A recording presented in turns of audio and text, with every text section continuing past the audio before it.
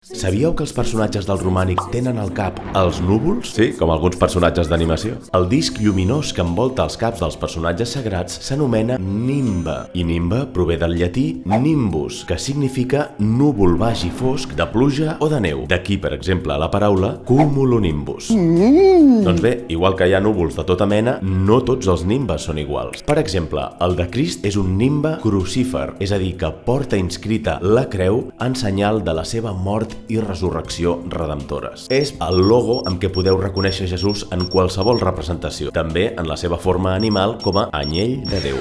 Un moment, això que porten al cap no hauria de ser daurat, de lluminós? Doncs no sempre, ho és en la tradició del mosaic bizantí i posteriorment en el gòtic i el renaixement, però en canvi, si us fixeu en el romànic, veureu nimbes de tots colors. Això per què passa? Doncs perquè, més que el simbolisme, el que es busca és l'alternança gràfica. Per exemple, a Pedret, a un nimbe groc correspon una vestimenta vermella i a la inversa. De fet, el romànic és gairebé modern en la seva utilització antinaturalista i arbitrària del color. Lleons verds, bous blaus o àngels amb ales vermelles.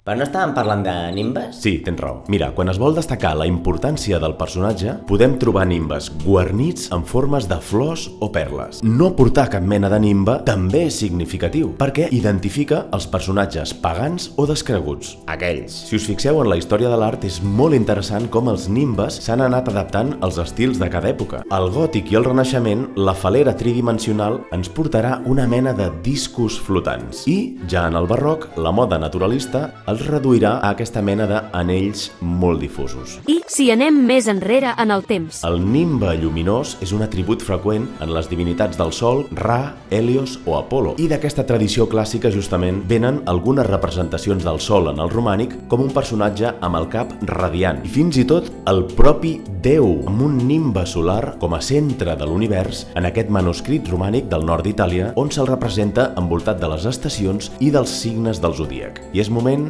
d'apagar-ho aquí. Salut i romànic!